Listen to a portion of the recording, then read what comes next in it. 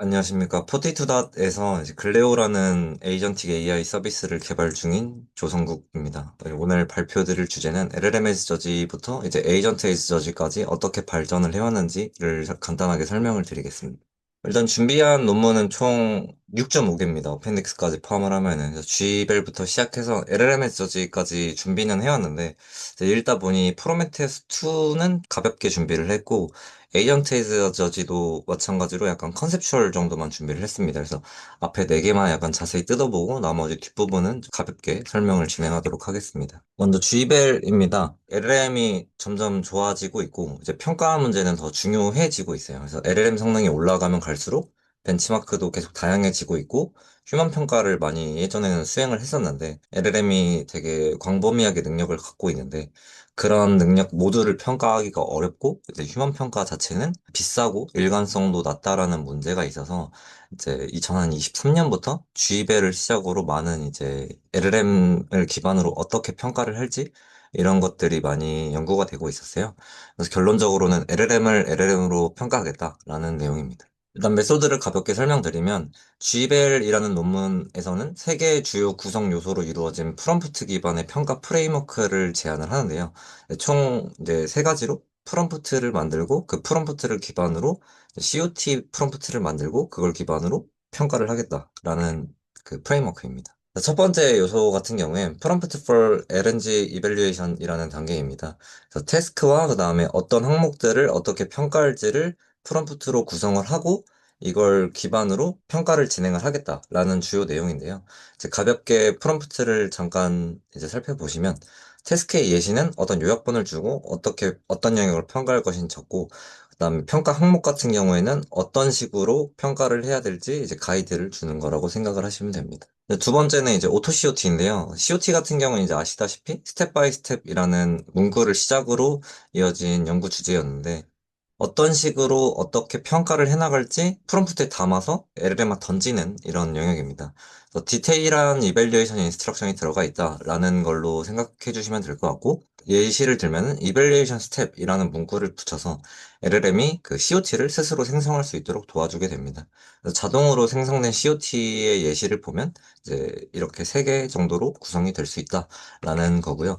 이제 그 COT 같은 경우에는 앞에 오토가 붙어 있는 만큼 1단계에서 생성한 거를 기반으로 LLM한테 COT도 만들어 달라 그러고 그 COT를 붙여서 바로 프롬프트에 사용할 수 있도록 구성을 해놨더라고요. 질문이 하나 있습니다. 이 G 이발이라는 논문 자체가 몇 년 전에 나온 논문이잖아요. 네, 2026년 현재로 따지면 고대죠, 고대.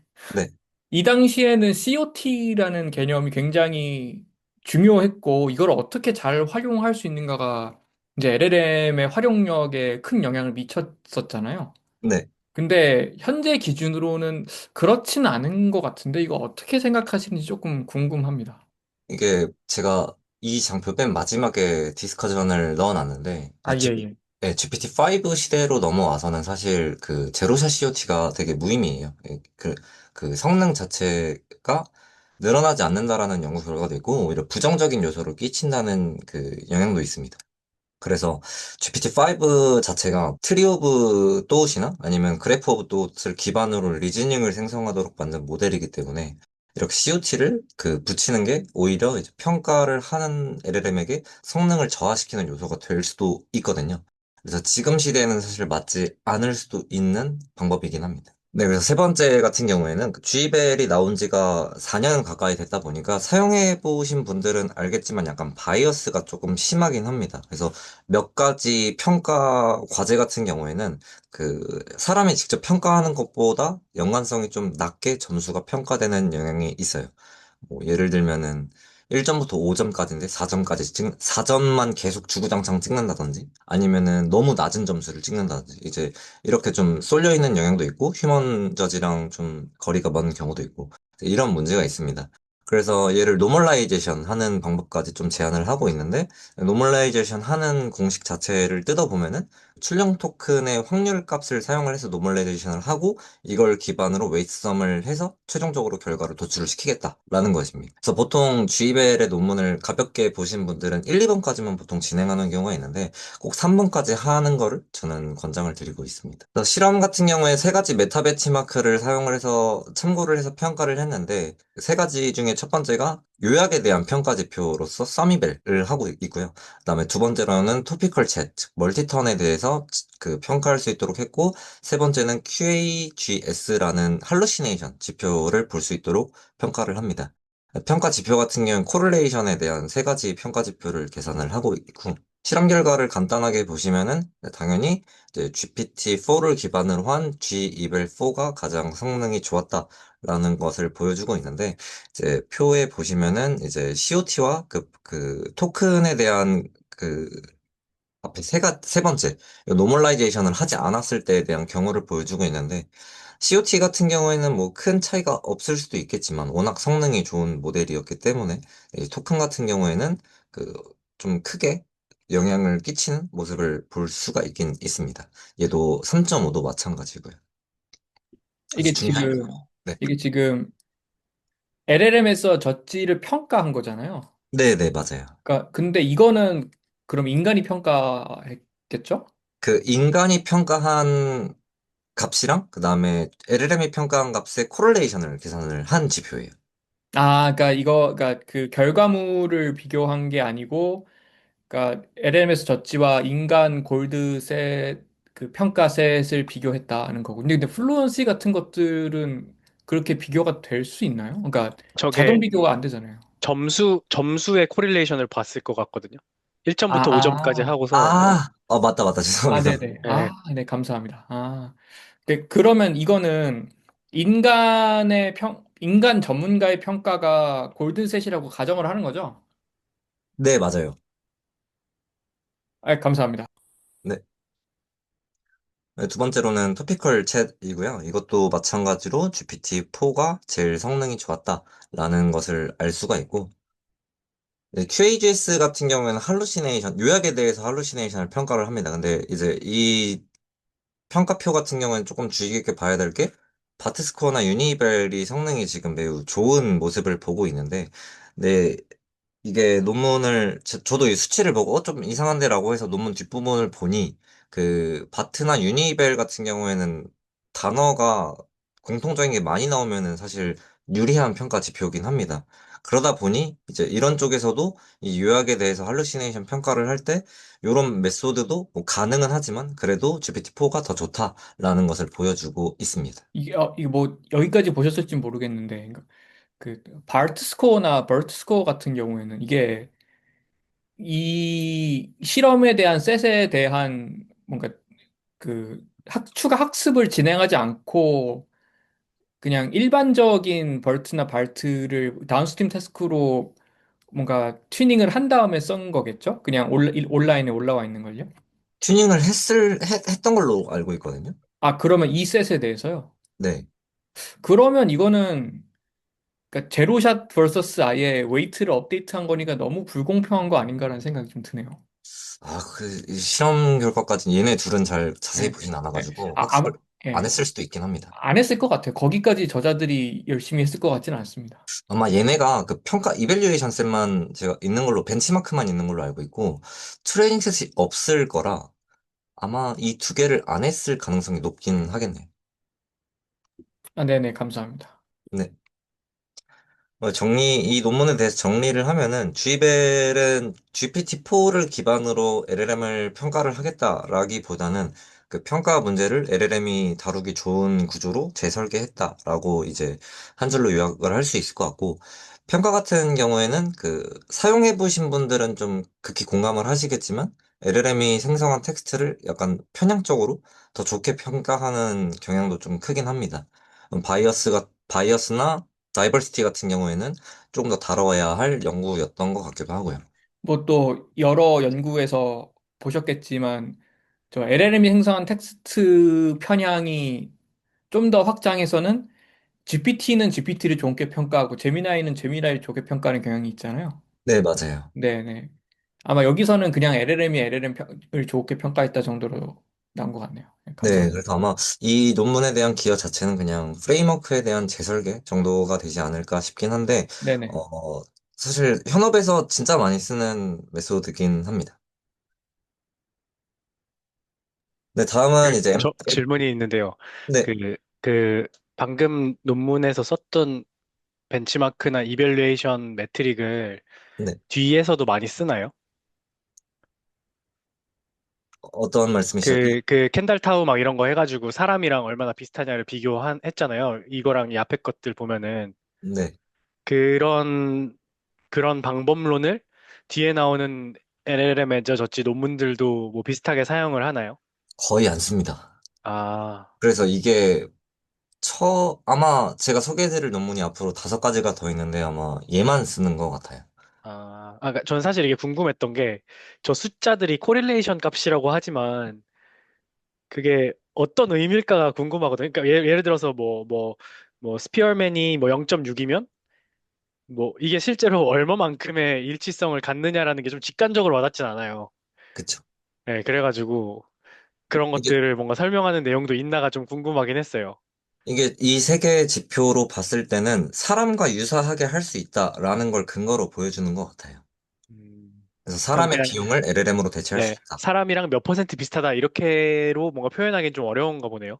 네, 아마 그런 것 같아요. 근데 그 아, 몇 퍼센트라는 표현보다 더 엄밀한 게 코렐레이션 코에피션트라고 생각을 하거든요. 그러니까 이거를 뭐, 그러니까 이게 어떤 뭐 값이 딱 있어서 이 정도 비슷해라고 말하기는 어렵잖아요. 왜냐하면 이게 각각의 테스트 셋마다 그 테스트 케이스마다 값이 다 다른 멀티 차원이니까. 네. 그런 면에서 이렇게 콜레이션으로 보는 게 저는 뭐 가장 정확하다고 생각을 하고 그 이상으로 이걸 어떻게 활용할까에 대해서는 그러니까 감이 중요하다고 생각을 하고 그다음에 뭐 그 일반적으로 뭐 통계 쪽에서 많이 보는 예를 들어 피어스 코레이션 같은 경우에는 뭐 0.5 이상은 유의미하다 이런 것들이 많이 알려져 있잖아요. 그쵸. 네, 근데 뭐 그거를 0.5가 넘는다고 해서 얘를 그냥 쓸 수 있느냐에 대한 그 기준이 될 수 있는가가 조금 궁금했던 것 같아요. 근데 이게 서비스를 만들고 있는 관점에서 사실 코릴레이션 값은 그냥 익스피리언스 할 때, 그 실험을 할 때 좀 대표적으로 좀 논리적으로 보여줄 수 있는 정량 지표 값이고 얘를 서비스에 어떻게 녹일 거냐를 기준으로 본다면 사실 맞지 않는 지표일 수도 있을 것 같긴 합니다. 그래서 기범님 말씀도 동의를 하고 조원님 말씀도 동의를 합니다. 네, 감사합니다. 네. 두 번째로는 MT벤치와 챗봇 아레나 두 개를 소개를 해드릴 텐데, 이 두 개 같은 경우에는 앞서 다른 분들의 스터디에서 많이 소개를 해주셨기 때문에 더 자세한 내용이 궁금을 하시면 기범님의 유튜브를 보시면 됩니다. 그래서 간단하게 설명을 드리면, 기존 LLM 벤치마크의 범주 자체는 핵심 지식에 좀 몰두가 되어 있고, 인스트럭션 팔로잉을 잘 하냐, 이 두 개를 굉장히 많이 보고 있어요. 그래서 핵심 지식 벤치마크 같은 경우에는 아직도 많이 쓰이고 있는 이제 MMLU, 헬라스웩, 이런 벤치마크들이 있는데요. 이런 벤치마크들 좀 가장 큰 특징이 LLM이 자동으로 검증할 수 있는 짧고 구체적인 답변을 생성하도록 요구를 많이 하고 있어요. 이런 것들 때문에 벤치마크들도 새로운 것들이 많이 나오고 있고, 그리고 인스트럭션 팔로잉 벤치마크 같은 경우에는 개방형 질문이 있고, 오픈엔드 퀘스천이 있고, 그다음에 다양한 작업으로 확장되는 이런 그 벤치마크들인데, 얘는 이제 파인 튜닝을 한 LLM을 평가하는데 주로 사용을 한다라고 하더라고요. 근데 이제 단점을 보면은 기존 평가는 제한된 작업에 대해서만 측정을 하고 있고, 인간의 선호도는 크게 고려를 하지 않는다라고 합니다. 근데 여기서 말하는 인간의 선호도를 크게 고려하지 않는다라는 게 이 당시부터 LLM에서 강학습이 많이 활용이 됐는데 아마 그것들에 대해서는 크게 고려를 하지 않는다라고 이제 이야기를 많이 하고 있어요. 그래서 결론적으로는 질문의 다양성과 복잡성은 최신 뭐 챗GPT 같은 능력을 평가하기에는 다소 부족하다라고 합니다. MT멘치 같은 경우에는 인간의 선호도의 중요 요소인 챗봇의 멀티턴 대화에 굉장히 많이 집중을 했고, 인스트럭션 팔로잉을 잘 따르는지 이 두 가지를 평가를 한 평가 지표입니다. 그래서 MMLU는 그 GPT-4 5 시리즈까지만 해도 사용됐던 평가 지표일 정도로 어려운 질문들이 꽤나 많았어요. 멀티턴의 태스크 같은 경우에는. 그래서 주제를 보면은 뭐 장문, 롤플레이, 추론, 추출, 뭐 수학 이런 것들이 추론 위주로 있는 거를 보면은 어려울 수도 있겠구나라는 생각이 들고 실제로 몇 개를 까보면은 어려운 것들도 많고 쉬운 것들도 꽤나 있습니다. 챗봇 아레나 같은 경우에는 그 실제 시나리오에서 익명의 챗봇 사이에서 좋은 답변을 선택할 수 있도록 만든 플랫폼이고요. 앞서서도 한번 설명을 해 주셨었죠. 그래서 그 두 챗봇을 두고 누가 더 잘했냐 이런 것들을 투표를 수집하는 프레임워크였습니다. 그래서 MT벤치와 챗봇 아레나 기반의 LLMS 저지에 대한 예시를 보면은 어시스턴트 A와 B에 대한 응답을 주고 이제 셀렉션을 할 수 있도록 설계를 해놨더라고요. 그래서 LLMS 저지 유형을 그 좀 세부적으로 살펴보면은 첫 번째 거는 그 LLM 이밸류에이터에게 하나의 질문과 두 개의 답변을 주고 뭐가 더 낫냐 아니면은 혹시 무승부냐 이런 것들을 이제 임무를 부여할 수 있도록 했는데 좀 단점으로 보면은 그 참가자 수, 즉 모델이 증가하면 증가할수록 그 페어에 대한 그 수가 기하급수적으로 증가할 수밖에 없는 시스템이긴 해서 확장성이 좀 부족하다라는 단점은 있습니다. 그리고 두 번째로는 LLM 이밸류에이터에게 하나의 답변에 직접 점수를 부여할 수 있도록 하는 방식이고요.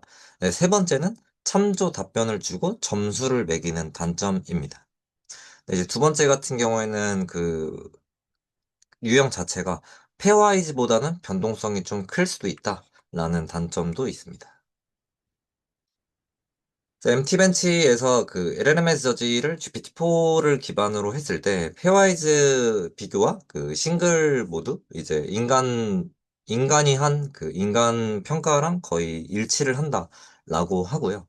그 GPT-4의 판단과 인간이 다를 때 GPT 판단을 인간들에게 제시를 하면은 인간들이 그거를 바꾸는데 동의를 했다, 일부 했다라고 할 수 있을 정도로 좀 매우 타당성 있는 결과를 도출을 해냈다라고 합니다. 챗봇 아레나에서의 그 LLM 저지 같은 경우에는 인간들과 비동점에 대한 비율은 굉장히 유사한데 GPT-4의 비동점 투표수는 훨씬 더 많았다라고 합니다.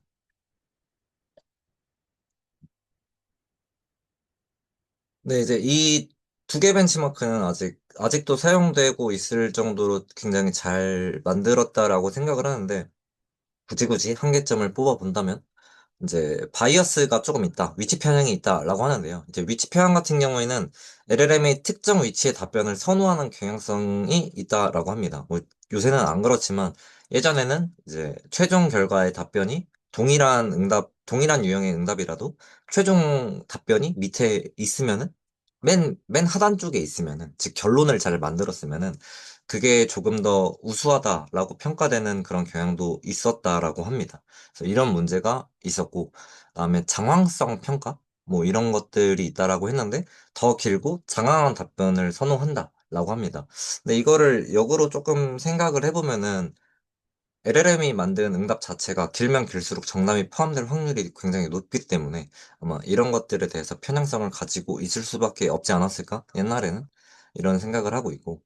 자기 강화 편향 이런 것들도 있는데 LLM 이밸류에이터가 그 특정 모델을 선호하는 것들도 일부 관찰했다라고 합니다. 아까 기범님께서 얘기를 해주신 것도 이 내용에 대한 일부인데 GPT-4가 만든 응답을 GPT-4는 더 좋게 평가를 한다. 이런 문제가 있었거든요. 그래서 이런 것들이 단점이다라고 합니다. 좀 궁금한 게, 네, 어, 저, 벌버시티 바이어스 같은 경우에는 인간도 마찬가지잖아요. 네 맞아요. 예. 그래서 뭐랄까, 인간의 특성을 굉장히 잘 학습했다라고 생각이 들고요. 두 번째로는 그 LMRNA 발표 때 성군께서 참여를 하셨는지 모르겠는데, 그 LMRNA의 메인 피처 중에 하나가 스타일 컨트롤이잖아요.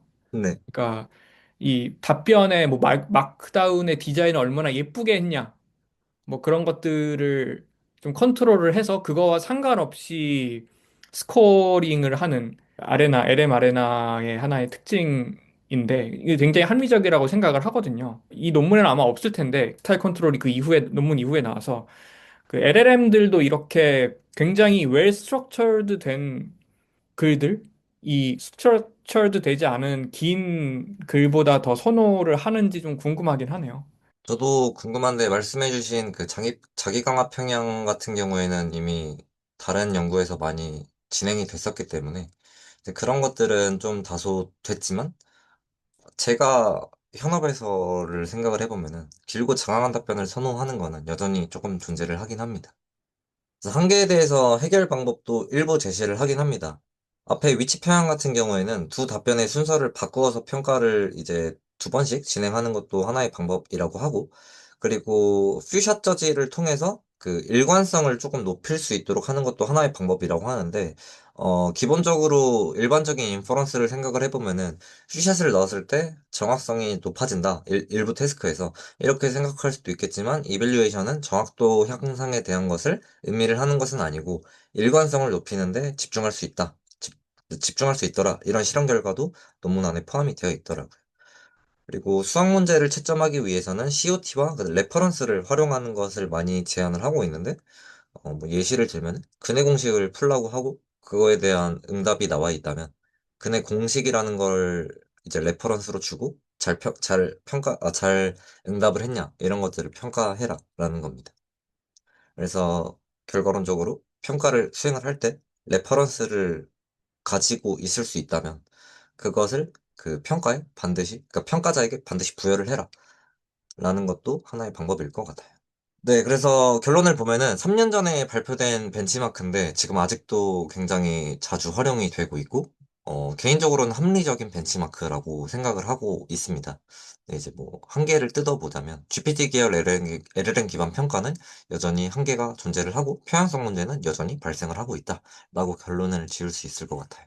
네, 세 번째 논문은 프로메테우스라는 이제 모델입니다. 프로메테우스가 나오게 된 가장 큰 계기는 사실 비용이에요. 이밸류에이션을 LLM으로 수행을 하면은 뭐 요새는 이제 에이전트 안에서도 자기가 맞는 거를 자기가 스스로 평가하고 수정하는 이런 로직들이 있는데 그러면 하나의 태스크를 수행하기 위해서 이밸류에이션이 무조건 한 번은 붙는다라는 건데 이게 굉장히 비용적으로 비싸다라는 이제 이유로서 제안을 하게 된 논문입니다. 그래서 GPT 같은 이제 LLM을 기반으로 LLM 저지를 평가를 하면은 우선 단점이 네 가지가 있는데 첫 번째로는 비공개성, 그러니까 공정하지 못할 수 있고 좀 자율성이 부족하다라는 문제도 있고요. 그리고 GPT는 뭐 5.4가 나온 지 두세 달 만에 5.5가 또 나왔죠. 그래서 이런 식으로 이제 버전 관리를 하는 게 굉장히 불가능에 가깝고 그 생성 결과를 재현하는 게 어려워집니다. 그 디플리케이트 될 가능성이 매우 높기 때문에. 그리고 아까 말씀드렸던 비용 문제도 있고 일반적인 평가 기준 이런 것들이 좀 문제다라고 해서 프로메테우스라는 모델을 만들게 됩니다. 프로메테우스는 라마2 챗 모델 13B 모델을 기반으로 그 파인 튜닝한 모델이고요. 입력 구성 자체는 총 4가지 블럭으로 구성을 했습니다.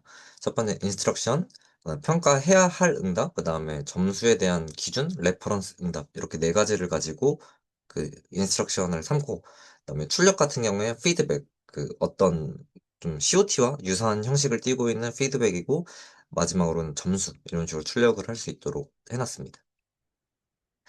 일단 프로메테우스라는 모델 자체가 파인 튜닝을 했기 때문에 데이터를 수집을 해야 되는데 이 모델에 대한 모델링 과정을 설명드리기보다는 어떤 데이터셋을 어떻게 수집을 했는지를 설명을 드리는 게 이제 현업에 있는 분들에게는 조금 더 좀 유용하지 않을까라는 생각에서 데이터셋 위주로 좀 설명을 드리겠습니다. 수집 과정을 논문에서 그림으로 표현한 거는 이와 같은데 좀 하나씩 뜯어 보면은 처음에 이제 시드 평가 기준을 제작하는 구간이 있어요. 처음에 사람이 직접 기준을 매겨놓은 평가 기준 50개를 이런 식으로 제작을 하고요. 그 50개를 가지고 LLM을 통해서 증강을 시킵니다. 어그멘테이션을 하는데 시드 평가 기준을 GPT-4를 통해서 조금 더 다이버시티를 높여서 1000개로 어그멘테이션을 했다라고 하고요. 먼저 새로운 기준을 여러 개 만들고 그걸 다시 의역하는 방식으로 개발을 했다라고 합니다. 그리고 그 다음은 이제 기준에 부합하는 인스트럭션을 제작했다라고 하는데, GPT-4한테 그 평가 기준이랑 연관성 있는 인스트럭션을 제작해달라고 하고, 총 2만 개, 그러니까 기준당 20개씩 제작해달라고 했다고 합니다. 처음에 50개로 시작해서 1000개로 늘리고, 이 1000개를 기준으로 20개씩 만들면 2만 개가 되겠죠. 점수에 맞는 응답의 예시를 좀 제작을 했는데, 그 평가 기준에 부합하는 응답 예시를 생성했다라고 합니다. 그래서 이 총 네 가지 단계로 데이터셋을 구성을 하고 아까 말씀드렸던 라마2 챗 모델을 기반으로 파인 튜닝을 했는데 그 각각에 대한 좀 성능을 보면은 GPT-4보다 우수한 성능을 보였다라고 합니다. 일반적인 태스크임에도 불구하고 평가를 보시면 오버롤에서 좀 GPT-4를 이겼죠. 평가 피드백 같은 경우에는 어떤 것에서 더 우위가 높은지 이런 것들도 봤었는데, 더 프로메테우스가 이제 이긴 확률이 훨씬 더 높았다라고 합니다. 이밸류에이션 벤치마크 같은 경우에서도 소타를 이 당시 달성을 하였고, 이때는 좀 많이 학습을 잘했다라기보다는 데이터셋을 잘 만드는 그런 프레임워크를 굉장히 합리적으로 제시했다라는 말들이 많았었어요. 그래서 제가 알기로는 프로메테우스 7B는 여전히 쓰는 이제 현업 회사가 꽤나 있다라고 들었긴 했거든요. 그래서 뭐 카이스트에서 만든 만큼 한국어도 제가 알기로는 꽤나 잘 학습을 했다라고 합니다. 앞에서 그 이밸류에이션 벤치마크라는 게 따로 있는 게 아니고 아까 말씀하신 피어슨 같은 콜릴레이션을 다 쭉 봤다는 거죠? 네, 맞아요. 이때 한 네네. 번 더 썼던 것 같아요. 안 쓴 건 아니고. 네네. 이때 그 성형계수를 기반으로 정말 합리적인 결과를 도출해냈는지 이때 한 번 더 보긴 합니다. 네, 정리를 해보자면 기어 자체는 세밀한 평가 기준을 도입을 했고 데이터셋을 잘 구축을 했다라는 거고요. 사실 저는 프로메테우스 논문을 보고 평가를 자주 사용하긴 합니다. 지금도 프레임워크를 계속 수정을 하면서 더 합리적인 그런 평가 셋을 구축하려고 많이 시도하고 있는데 많이 도움이 되기 때문에 논문에 대해서 궁금하신 분들을 세부적으로 한번 읽어보시면 큰 도움이 될 수도 있을 것 같아 좀 추천을 드립니다. 그리고 모델 좀 한계를 살펴보면은 모델 자체는 좀 일반적인 데이터, 일단 제너레이션한 데이터로 합성 데이터로 만든 모델이다 보니까 스페시픽 도메인에서는 약간 다소 약하다라는 게 있고요. 그다음에 레퍼런스에 대한 그 의존성이 좀 높은 것도 단점이 있습니다. 참조 정답이 없으면은 정확도가 많이 떨어지는 경향이 있는데 이건 진짜 많이 떨어지긴 합니다. 실제로 사용을 해보면은. 그리고 긴 문맥을 좀 롱 컨텍스트를 처리를 잘 못한다라는 한계도 있는데 대부분의 문제를 보면 로스트 인 미들이더라고요. 중간에 있는 주요 피처를 빼먹었다거나 이거는 이 논문에서 다룬 한계점은 아니고 다른 논문에서 언급된 사례라서 들고 왔습니다. 네 번째로 살펴볼 논문은 저지벤치라는 논문이고요. LLMS 저지를 아까 설명드린 내용을 토대로 정리를 해보자면 크게 두 가지 접근 방법이 있었어요. 하나는 이제 LLM 프롬프팅, 어떤 프레임워크든 결과론적으로는 프롬프트를 기반으로 평가를 하잖아요. 그래서 LLM 프롬프팅이라는 첫 번째 접근 방법이 있고, 두 번째는 프로메테우스 같은 튜닝을 통한 평가 전형 모델을 설계하는 것도 방법이라고 합니다. 근데 이제 이 두 개에 대한 단점을 굳이 뽑자면 자동 평가를 얼마나 신뢰할 수 있을지는 그 정량적으로 측정할 수 있는 수단이 이때까지는 좀 부족했던 게 사실이에요. 그래서 그 저지벤치라는 것을 공개를 하고 LLM의 평가 능력을 측정을 하겠다라고 합니다. 요약을 간단하게 살펴보자면 그 문체에 대한 유사성보다는 그러니까 얼마나 유사한지를 살펴보기보다는 사실적이고 좀 논리적인 정확성의 기준을 해야 된다라고 하고 기준 벤치마크 데이터를 변형을 해서 그러니까 정답이 살짝 변형된 오답상을 기반으로 그 둘 중 어떤 것이 더 우수하냐 이런 것들을 평가하겠다라고 합니다. 그 결과 이제 대부분의 LLM이 제대로 판단하기 힘든 난이도 높은 벤치마크가 이제 구축이 됐어요. 실제로 정답을 주고 정답에서 살짝 그뭐 예를 들면은 수학 문제를 푸는데 과정 자체에서 살짝 숫자만 몇 개 바꾸고 이게 어떤 게 더 정답인지 물어본다면 인간도 틀릴만 할 수 있을 것 같긴 하거든요. 그래서 그만큼 어렵다라고 합니다. 제작 과정을 살펴보시면 그 네 가지 카테고리를 기반으로 개발을 했고 지식 추론 수학 코딩, 요 네 가지 영역에서 개발을 한 데이터입니다. 데이터 생성 프레임워크를 간단하게 살펴보자면 주어진 문제를 LLM으로 K번 생성을 합니다. 그다음에 K번이 모두 정답이거나 모두 오답인 케이스는 제거를 했다라고 해요. 너무 어렵거나 너무 쉬운 태스크니까. 그래서 그렇게 두 개는 제거를 하고 결과적으로 최소 한 개 이상 정답 혹은 한 개 이상 오답을 포함하고 있는 문제를 하나의 이제 페어로 구성을 했다라고 합니다. 그래서 평가 과정을 보면은 LLM에게 질문과 정답, 오답으로 구성된 데이터를 넣고 나서 둘 중 어느 게 맞냐라고 고르게 한 태스크고요. 결과론적으로는 뭐 이런 모델들이 소타를 차지했다라고 합니다. 근데 이제 여기 보면은 아레나 하드 저지라는 게 있는데 이런 것들에서 많이 차이가 나는 모습을 볼 수가 있죠. 죄송해요. 제가 흐름을 좀 놓쳤는지 이거 잘 이해를 못했는데, 어, 이게 기존 앞에 것들이랑 다른 게 어떤 점인 거예요? 그러니까 결국 제가 이해한 거는 저지 벤치는 말씀드린 것처럼 LLM의 평가 능력을 평가하려는 벤치마크인 거고, 문제를 뭔가 아까 생성하는 파이프라인을 보니까 뭐 적당히 어려운 어떤 조금 난이도 있는 문제를 만들었다. 인 건데 그게 앞에 거랑 어떻게 연결이 되는지 좀 잘 이해를 못했어요. 이게 한 줄로 설명을 드리면은 평가자를 평가하겠다라는 거거든요. 이때까지 그 LLM이 얼마나 잘 우수한 그 결과를 도출을 해내냐라는 접근 방식으로 논문들이 제안을 했다면, 그럼 그 평가자에 대해서는 어떻게 평가할 건데? 라는 내용입니다. 네, 그럼 이 만든 데이터셋이 그 평가자들을 잘 평가할 수 있는 데이터셋이라는 거죠. 이 논문의 주장은. 네, 맞습니다. 근데 그게 어떤 이유라고 되어 있었어요? 제가 그거를 놓친 것 같아요. 여기서 주장한 거는 평가 결과를 얼마나 신뢰할 수 있을지에 대해서거든요.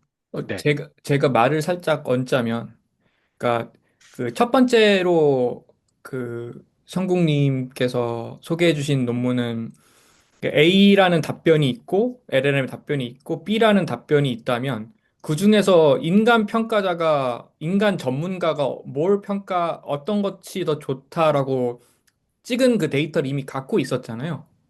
네. 그걸 가지고 그거랑 얼마나 코릴레이션이 높냐라고 평가를 한 거고 이거는 어떤 골든 정답인 어떤 글을 가지고 그걸 살짝만 비틀어서 오답으로 만들어 놓고 그럼 그 이 셋 자체가 페어 자체가 하나는 확실히 정답이고 하나는 확실히 오답이잖아요. 그 중에서 확실히 정답을 이 LLM 저지가 찍느냐로 평가한 거라서 어떻게 보면 그 코렐레이션 앞서 발표하셨던 내용에서의 코렐레이션이 여기서는 일종의 정답률로 바뀐 거 아닌가 이렇게 전 이해를 했거든요. 네, 맞아요. 기범님이 정리해 주신 게 정확합니다. 아, 그러면은 제작 과정에서 저 데이터 생성 파이프라인 보면은 그 어려운 문제를 만드는 거잖아요. 리스폰스 페어를 그래서 만들고서 그거에 대해서 정답인 답변, 오답인 답변을 평가 LLM에 넣어서 실제로 정답인 걸 더 좋게 평가하느냐 이걸 봤다는 말씀이신 거죠? 네, 맞습니다. 감사합니다. 예, 아, 이해했습니다. 네, 제가 사실 논문을 막 읽고 나서 많이 까먹은 내용이 많아가지고 자세하게 설명을 못 드린 점 죄송합니다. 아닙니다. 네, 충분히 설명 잘해주셔서 예, 감사합니다. 네. 그래서 여기서 바닐라 같은 경우에는 그 일반적으로 어떤 문제를 그 정확하게 풀어냈냐 이것들을 보는 이제 저지고요. 그다음에 아레나드 같은 경우에는 그 LLM에게 판정을 하겠다. 그러니까 A와 B의 순서 뭐 A와 B를 주고 어떤 게 더 낫냐. 그러니까 아레나 방식과 아레나 방식이라고 생각을 해주시면 될 것 같아요. 네, 그리고 여기는 이제 그 공개된 모델, 그러니까 API나 공개된 모델을 기반으로 평가를 한 실험 결과가 이 테이블 2고요. 두 번째로는 파인 튜닝 모델도 평가를 해줬더라고요. 그래서 테이블마다 각각 설명을 드리겠습니다. 테이블 5 같은 경우에는 인밸리드한 평가 결과를 출력하는 경우가 꽤 많았다라는 거고요. 테이블 6 같은 경우에는 일관되게 평가하지 못하는 현상이 일부 존재를 한다라는 내용을 보여주는 표고, 테이블 7 같은 경우엔 어, 그래도 학습하는 것이 분명히 효과는 존재를 한다라는 것을 순서대로 조금 보여주고 있습니다. 그 파인 튜닝한 모델들은 이제 인블리디언 평가 결과를 출력을 하는 현상이 꽤 있고, 여섯 번째 논문을 보시면은 일관되게 평가하지 못하는 경향도 큰 모습이 있습니다. 뭐 스카이워크나 프로메테우스 2 같은 경우에는 거의 그러니까 프로메테우스 2 같은 경우에는 일관성이 좀 보장이 많이 안 되는 이런 경향이 있죠. 그래도 학습하는 것 자체는 효과가 있다라는 내용이 이제 7번입니다. 스코어를 보시면은 이제 미스트랄 7B보다 훨씬 이제 높은 스코어를 가지고 있는 모습이 있거든요. 똑같은 7B인 모델임에도 불구하고. 그래서 효과를 내는 데는 충분히 검증이 될 수 있지만 일관되게 평가하지 못하는 현상이 다수 있다. 이렇게 정리를 할 수 있을 것 같아요. 데이터 생성에 사용한 LLM 종류에 대한 바이어스를 분석한 내용도 있는데, 그러니까 이 논문에서 이야기하는 거는 아까와 조금 반대가 되는 내용이 있을 수도 있지만, 상대적으로 자신이 생성한 데이터를 더 어려워하는 경향이 존재할 수 있다라고 합니다. 아까는 이제 내가 생성한 데이터에 점수를 더 부여한다라고 했는데, 약간 어떻게 생각해보면 반대가 되는 내용일 수도 있거든요. 내가 생성한 데이터를 더 어려워하는 경향이 존재를 한다라고 합니다. 그래서 뭐 여기서 실험 결과를 보면은 GPT-4.5로 생성한 데이터로 측정을 하면은 GPT-4.5보다 소넷의 평가 능력이 더 높으나 소넷으로 생성한 데이터를 사용하면 그 경향이 역전된다. 뭐 이런 식으로 정리를 하더라고. 그래서 전체적으로 소넷이 생성한 데이터에서 더 낮은 성능을 보이고, 이를 한 문장으로 요약을 하면 소넷이 더 어려운 문제를 만들 수 있다라는 것을 의미를 하는 것 같아요.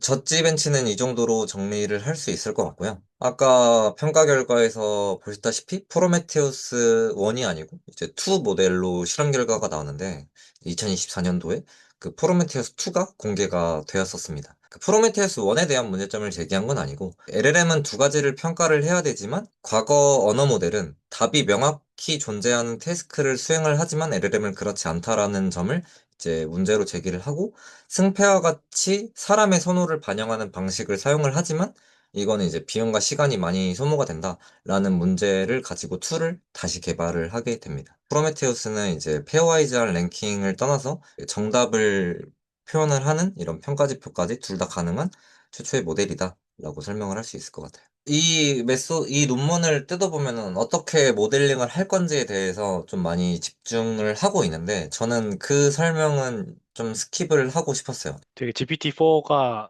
뭐 불과 1, 2년인데도 거의 고대 시대처럼 취급되는 게 좀 갑자기 뭔가 기시감이라 해야 되나? 기시감은 아닌데 어떤 되게 낯선 느낌이 들더라고요. 요새는 모델도 한 60일, 70일마다 한 개씩 나오는 것 같고, 근데 제 생각에는 GPT-4랑 GPT-5에 대한 그 학습 메소드가 좀 많이 사실 바뀌었잖아요. 리즈닝 모델로 넘어가고 나서부터. 네.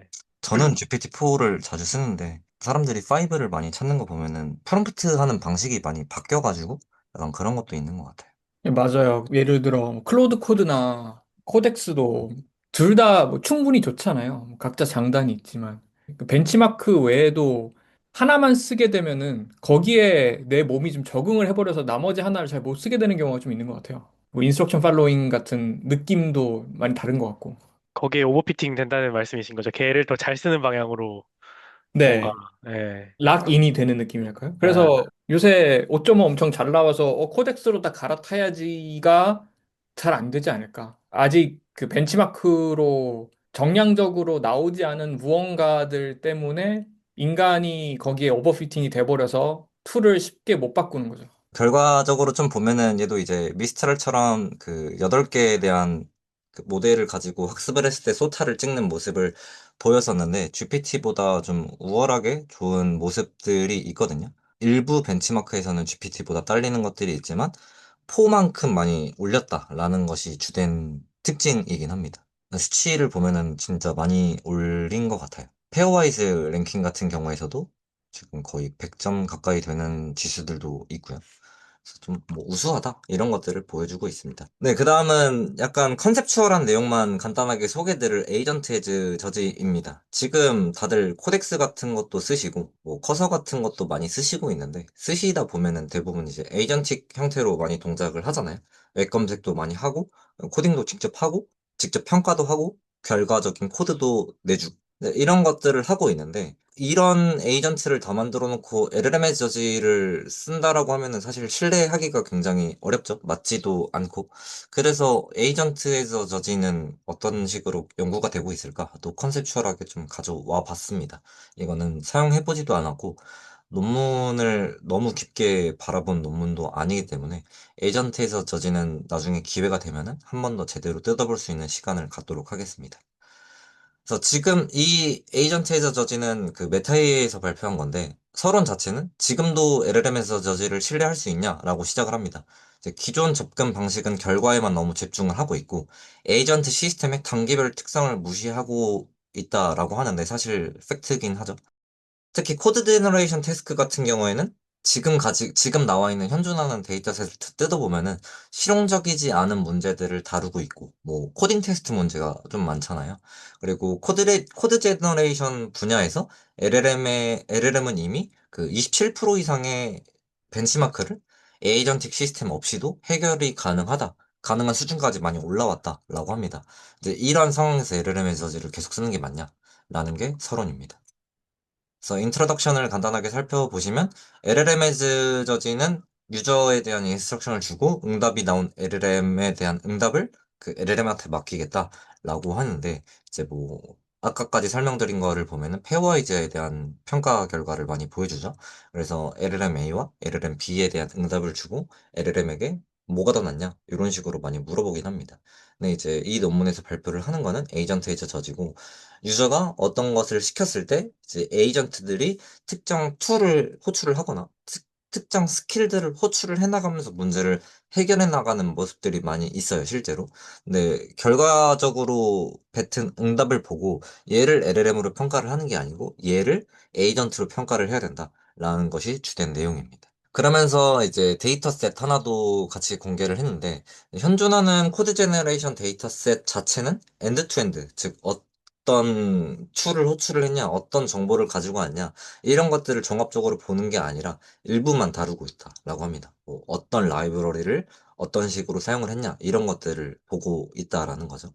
그리고 또한 개발 과정의 중간 단계를 평가하지 못하고 결과물만 평가한다라고 합니다. 그래서 이 데이터셋 같은 경우엔 개발 작업을 설명하는 쿼리가 하나가 있고, 여기 설명에서는 이제 그 사용자 입력이 되겠죠. 그 다음에 총 365개의 요구사항을 포함하는 requirements가 이렇게 있어요. 그 뭐 저희 코드로 치면은 그 txt 그 파일이 되겠죠. 어떤 디펜던시를 갖고 있냐. 그리고 125개의 그 선호사항을 얘기하는 프리퍼런스 이런 것들이 요런 것들로 구성이 된 데이터셋입니다. 이 데이터셋을 제안을 했으면은 이 데이터셋이 어떤 정도로 정당한지도 평가한 내용이 있는데 이제 성능이 좋은 코드 제너레이션 에이전트들을 가지고 이 벤치마크를 주고 풀어봐라 라고 하는데 아시는 분은 아시겠지만 코덱스가 만들어지기 전에 GPT 파일럿이라는 오픈 소스를 기반으로 사람들이 많이 사용을 했었고 성능이 꽤나 좋은 오케스트레이션이었었습니다. 많이 그렇게 소문이 나 있었는데 이제 그렇게 입소문이 나 있는 오픈 소스들도 어려워하는 작업이었다라는 것을 이렇게 보여주고 있는 겁니다. 그래서 대부 AI는 굉장히 잘 만든 데이터셋이다라고 합니다. 이 메소놀러지의 일단 컨셉 자체는 에이전트이다 보니까 좀 약간 툴이나 스킬 중심으로 많이 움직입니다. 그래서 제안하고 있는 게 총 8개의 노드를 기반으로 루프를 도는 형태로 만들겠다라고 하고 여기 그림을 잘 살펴보시면 유저가 어떤 코드 제너레이션을 부탁한 내용이 있는데 지금 뭐 구글에 검색하고 실행해보고 패키지를 다운받아보고 그다음에 뭐 이미지도 불러와서 저장을 해보고 그 이미지도 인식한 다음에 이게 정말 사용하는 게 맞는지 뭐 이런 식으로 만들어주는 에이전트가 있는데 그럼 이 그림을 제대로 가지고 왔는지 실행을 제대로 했는지 레퍼런스는 정확한지 이런 것들을 하나하나 다 평가하기 위해서 얘네들을 구성을 해서 이렇게 평가를 하겠다라는 겁니다. 그래서 뭐 그래프, 리드, 에스크, 리트리버, 로케이트 이런 것들이 있는데 이런 것들을 기반으로 결과적으로 검증해라.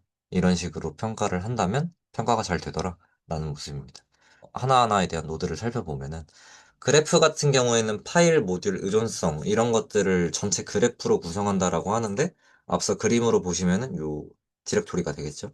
그다음에 로케이트 같은 경우엔 요구사항에 참조된 특정 폴더나 파일을 식별을 하는 거를 의미를 하고 서치는 코드의 컨텍스트를 이제 이해할 수 있도록 하는 영역이고, 리트리브 같은 경우에는 긴 컨텍스트에서 정보를 추출을 해내는 영역인데, 아마 얘 같은 경우에는 너무 롱 컨텍스트니까 인베딩 관점으로 접근을 한 것 같아요. 논문도 살펴보면.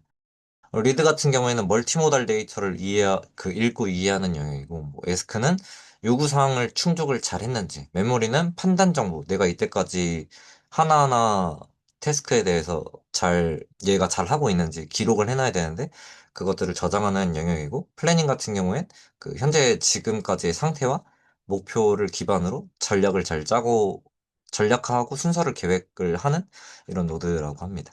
네, 정리를 해보면 그레이 박스와 블랙 박스를 기준으로 나눠놨었는데 평가를 잘 하더라가 중심이긴 합니다. 그 휴먼 에지 저지랑 비교를 하면서 이제 보여주고 LLM 에지 저지보다 훨씬 우월하게 높다라고 합니다. 이게 이제 휴먼 에지 저지에 대한 성능이고 이게 LLM 에지 저지인데 LLM 에지 저지에 대한 성능이 지금 많이 저조하지만 에이전트는 그래도 많이 따라가려는 노력들이 있죠. 많이 어려운 태스크이다 보니까 좀 수치가 낮은 것들도 없지 않아 있긴 하지만 그래서 LLM 에저지가 못하는 영역도 에이전트 에저지는 할 수 있다라는 것들 보여주는 그냥 실험 결과입니다. 그래서 이 결론을 내자면 휴먼 에지 저지 그러니까 3명의 평가자를 기반으로 평가셋을 만들어야 되니 어느 정도 시간이 소요가 되는지도 같이 측정을 했다라고 하더라고요. 그래서 90시간 정도가 걸렸었고 이 사람의 시급을 15달러라고 기준을 하면 1300달러라고 하는데 에이전트 에지 저지는 30달러가 들었고 LLM 에저지는 29.5달러가 들었는데 상식적으로 에이전트 에저지면은 더 많은 LLM을 호출하니까 비싸지 않을까라고 생각을 하겠지만 LLM 에저지에 대한 입력 컨텍스트가 상당히 길고 또 하는 리즈닝하는 그런 토큰들도 많이 생성을 하기 때문에 그 입출력에 대한 비용이 많이 들 수밖에 없다라고 합니다. 그래서 가격 차이가 크지 않기 때문에 앞에 성능을 보면은 에이전트 에저지가 훨씬 훌륭하다라고 합니다. 그래서 최근에는 이런 식으로 평가를 하고 있다라는 컨셉추얼 정도만 보여드리고 싶었습니다. 어떻게 보면은 클로드에서 한 2달 전쯤에 발표한 그 PR 리뷰하는 피처 있잖아요. 네, 맞아요. 뭐 그런 것들도 뭐 에이전트에서 저지의 일종이라고 할 수 있겠네요. 네, 그거랑 거의, 네. 그것도 약간 비슷한 개념이긴 하더라고요. 어떤 식으로 개발이 네네. 됐는지는 자세히 뜯어보진 않았지만. 결론으로는 이 데이터로 시작해서 데이터로 끝나는 게 이밸류에이션이다라고 합니다. 지금 LLM 성능이 5.5만 해도 진짜 벤치마크 성능에서 말도 안 되는 성능을 보여주고 있을 정도로 똑똑해지고 있는데, 1회 호출로만 해서 이게 잘 나온 결과인지 평가해줘. 라고 그냥 단순히 인스트럭션만 던지는 걸로 평가하는 건 불가능에 가깝다. 라고 생각을 하고 있고, 잘 평가하기 위해서는 무엇을 어떻게 평가할 것인지 설계하는 것도 좀 중요하고, 다른 벤치마크들은 어떻게 설계를 했나, 이런 것들도 한번 뜯어보는 게 가장 현명한 선택인 것 같아요. 그리고 평가 결과가 저도 많이 경험을 하고 있는 그 쪽이긴 하지만 평형성이 높은 케이스도 많이 봤고 무승부가 잦은 케이스도 많이 봤습니다. 이런 것들이 만약에 잦다라면 뭔가 LLM을 튜닝을 해서 이런 것보다는 뭐 하드 네거티브가 포함된 퓨샷을 주는 것도 저는 일부의 방법이라고 생각을 하고 그리고 레퍼런스를 LLM에게 제공을 하고 레퍼런스를 제공하는 시스템을 설계를 하는 것도 나쁘지 않은 방법인 것 같고요. 그리고 어펜딕스에 적어놓긴 했는데 다양한 모델을 기반으로 하나의 평가를 해내는 방법도 일부 방법일 수 있다. GPT 5.4와 그 다음에 클루드를 기반으로 같이 평가를 시킨다. 뭐 이런 것도 하나의 방법일 수도 있겠죠. 그리고 파인 튜닝 모델도 소개를 드렸었는데 파인 튜닝 모델은 그 좀 스페시픽 도메인에서는 고려 대상이 충분히 될 수 있다. 특히 이제 금융, 의료, 법률 같은 경우에는 LLM 지식이 약간 부족한 케이스도 일부 있잖아요. 할루시네이션이 많이 발생하는 태스크도 있고 이제 이런 부분에선 파인 튜닝도 일부 고려 대상일 수도 있지만 일반적인 도메인 입장에서는 학습 비용도 비용이기 때문에 이게 더 클 수도 있습니다. 1, 2% 성능을 올리고자 이렇게 큰 비용을 쓰는 거는 약간 다소 낭비일 수도 있으니 다시 한번 생각해 보는 것도 좋은 것 같고요. GPT-4 이후 GPT-5부터는 모델이 좀 많이 프롬프트 하는 방법도 많이 바뀌었고 성능도 많이 올라갔고 이러다 보니까 맞지 않는 논문들이 있어요. 아까 말씀드렸던 뭐 제로샷 COT나 아니면은 심플 퓨샷 이런 것들은 지금 모델과 정말 적합하지 않거든요. 그리고 그 모델 카드를 보면은 모델 카드에서도 이야기하고 있고 그러니 이런 것들은 좀 빼라라고 하고 싶었습니다. 네, 그래서 제가 소개해드린 논문들은 이게 전부였고 이렇게 결론을 낼 수 있을 것 같습니다. 이상입니다. 아, 고생 많으셨습니다. 감사합니다. 네, 감사합니다.